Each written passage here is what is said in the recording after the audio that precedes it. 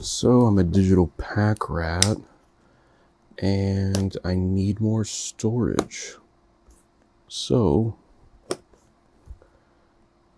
having a NAS has been incredibly beneficial to, as I said, being a digital pack rat. They make them pretty robust, very easy to use, and I got a new one. This is a larger one, and it's got a lot more features. Let's get into it. So this thing is 5 bays and it's scalable. It's scalable both internally and externally. It uses the what's the name of that? Uses the RAID system that allows for easy expandability. So this power cord, they give you a couple of Ethernet cords, which I don't know. If I see, oh, here's the key for it. If I get like free Ethernet cords, I'm like, ooh. Quick installation guide, power brick for the power cord. I always think it's weird when they don't put the power brick inside of the device. It's like, you're not gonna not use it. Just put it in the box. Oh, but it makes it weigh more. So what? Then you have two things that weigh, but anyway.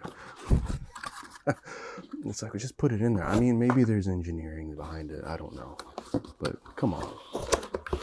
Okay.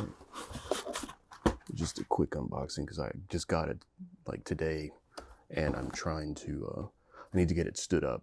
But let's take a look. Very small. That's cool.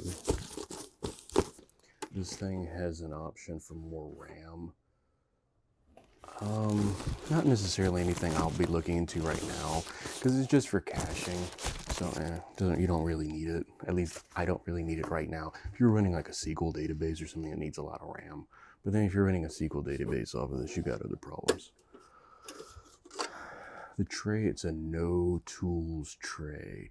My other NASs I have, tools. You have to get the screwdriver and blah, blah. Let's see, pop it in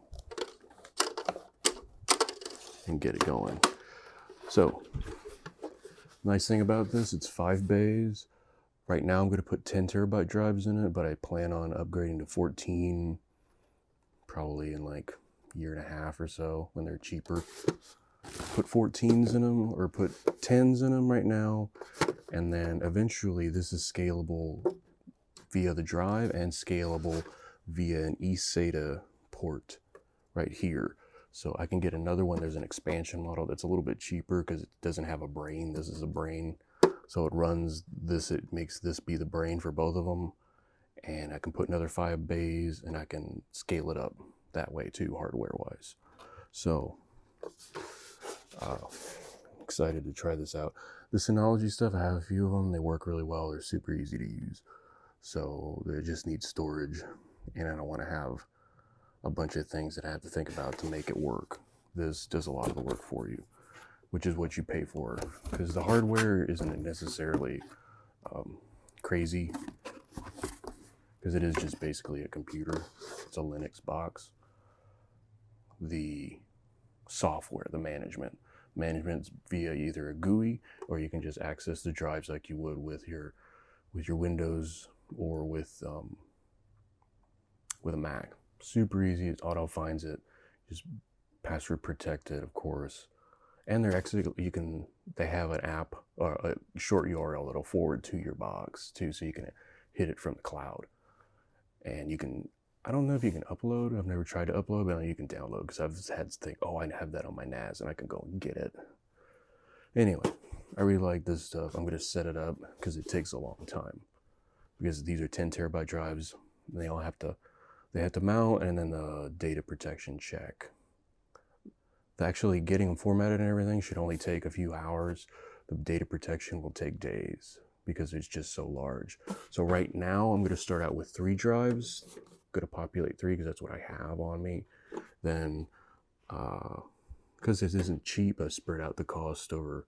So the cool thing about it is I have enough for a quorum. I'm going to create a 20 terabyte drive section, or LUN. I keep calling it a LUN, but it's really just like a NAS. It's a NTFS or whatever. Samba. It's a Samba share. Because I was thinking of my Mac. NTFS is Windows. Samba is this. And like, I forgot what it is in Linux. It doesn't matter. So I'm going to populate 3, and that'll give me 20 terabytes to start out with. And then I'm going to buy the drives in the next month or so. These two to fully populate. And then with the software, all you have to do is initiate the drive and then add it to the host, add it to the cluster, and it auto populates and auto rewrites it and everything. It's great. It just takes about 36 hours. You don't have to do anything other than next, and wait. That's my kind of IT work. So if I think of anything crazy with it, I'll come back in, but I think this is Synology. This is first thing. I'll probably do other videos because I just need to milk the, not milk the algorithm, feed the algorithm. That's another channel that you would do that on. Synology, it is this, the DS1019 Plus. So I can store all my YouTube and pictures. Okay, the cool thing about this is you can go to find Synology. You just Google find Synology and it pulls up a website that'll automatically find it for you. So please, now I don't have any disks and I just booted it to make sure it worked. So no hard disks found. Please install hard disks before reconnecting.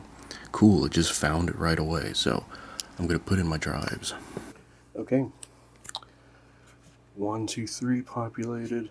The disks show up here. I just put the third one in and it's booting now. This is great.